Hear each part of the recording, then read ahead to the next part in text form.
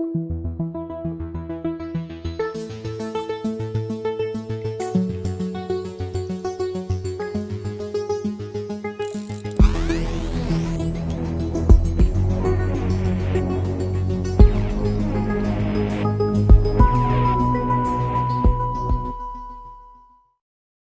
determination by the Christian fascists to erase history or to keep it submerged.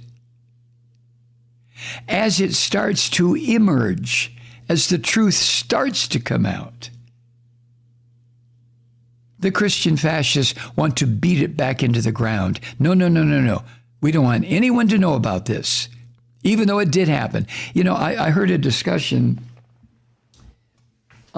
recently, I don't know, on some TV talk program, I guess, maybe MSNBC, maybe CNN, about the importance that enslaved people became in the establishment of capitalism, the establishment of family fortunes, white family fortunes, the establishment of dynasties in this country, how enslaved people are factors in every single example of the building of this country. Enslaved people. Why aren't we taught that? Why aren't we taught the truth? Now, I have to tell you, and I just say this because I think it's pertinent to what I'm talking about. My daughter, Molly, I'll just use her as an example. I have other children, but I'll use Molly as an example. She knows the truth. She, by God, knows the truth. She's going to graduate next year through the Georgia public education system, with the exception of preschool when she went to Presbyterian preschool.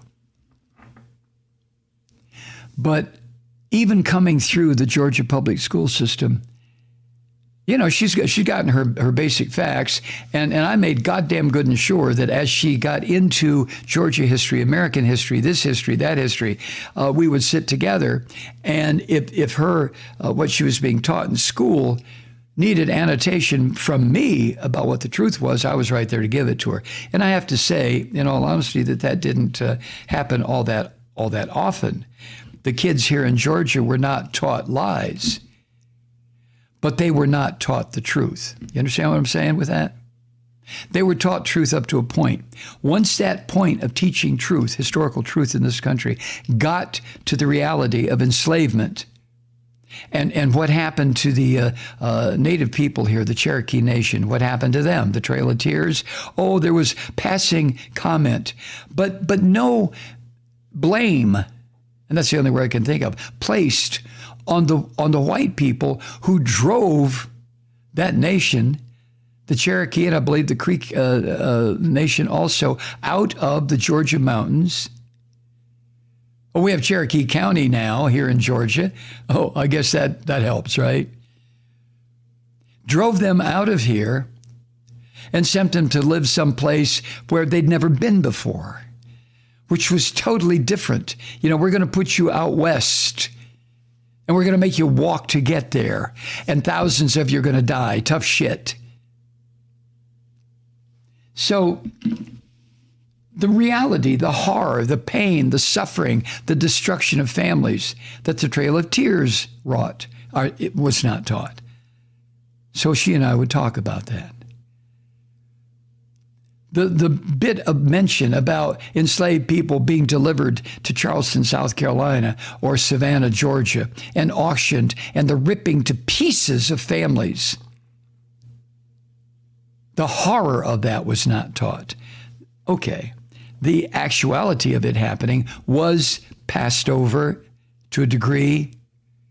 Families were separated. Yeah, that really gets it, doesn't it? So we talked about that. And Molly does her own research. So even though she's come through the Georgia public education system, she has a working knowledge of the truth. And I don't mention that as, oh, gee, Mike, look what you did. No. Any parent can do this. In fact, every parent should. Every parent should understand, and I realize what I'm saying is just never going to happen because not every parent thinks the way I do or even close. But every parent in my perfect world should be teaching their children the truth and making sure that the public school system, if that's the system in which they decide to have their kids educated, is also teaching the truth. Religious schools are not going to teach the truth. What have we found out recently about the religious schools in Canada?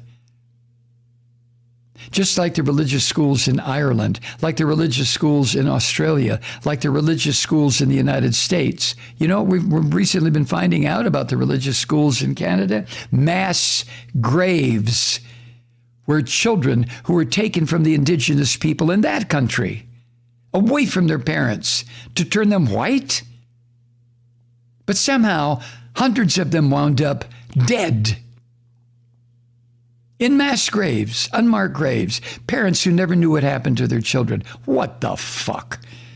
Excuse me. I'm trying not to use that word, but my God.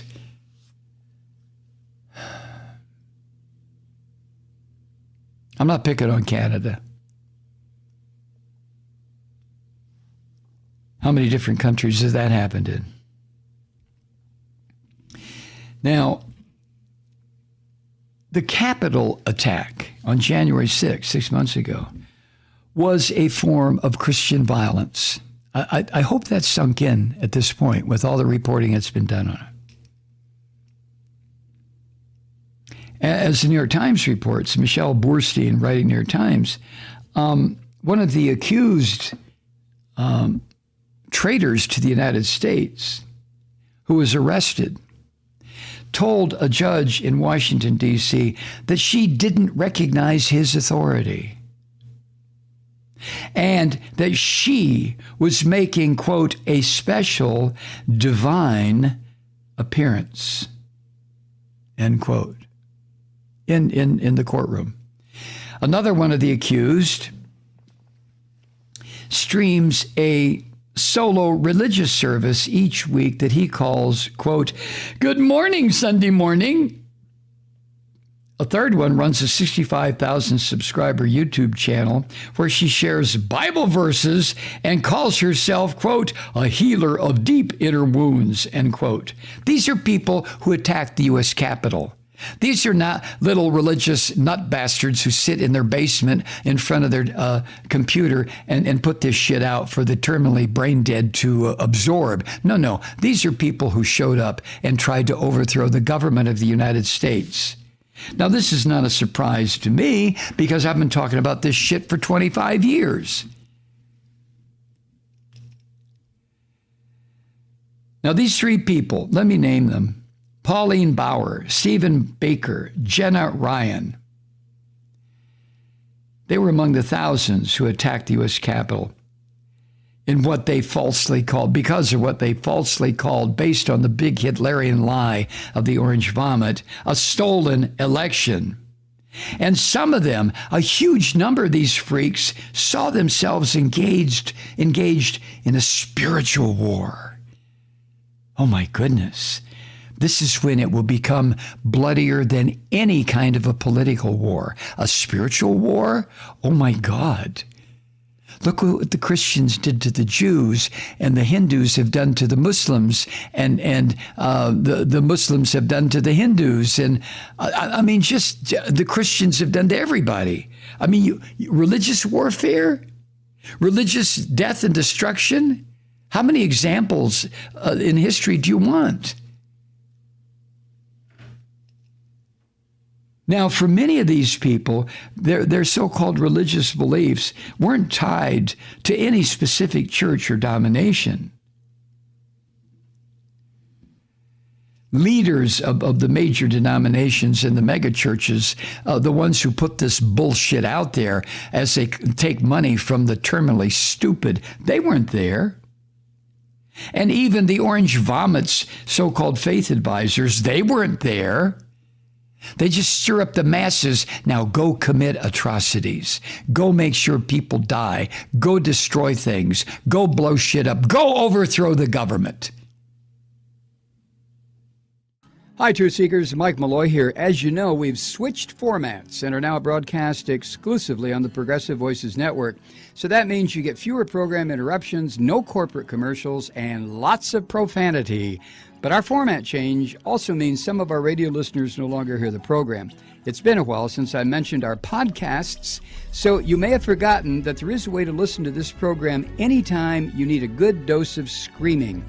Visit MikeMalloy.com and subscribe to our podcasts. As a podcast subscriber, you can download the program to your mobile device and take me with you wherever you go.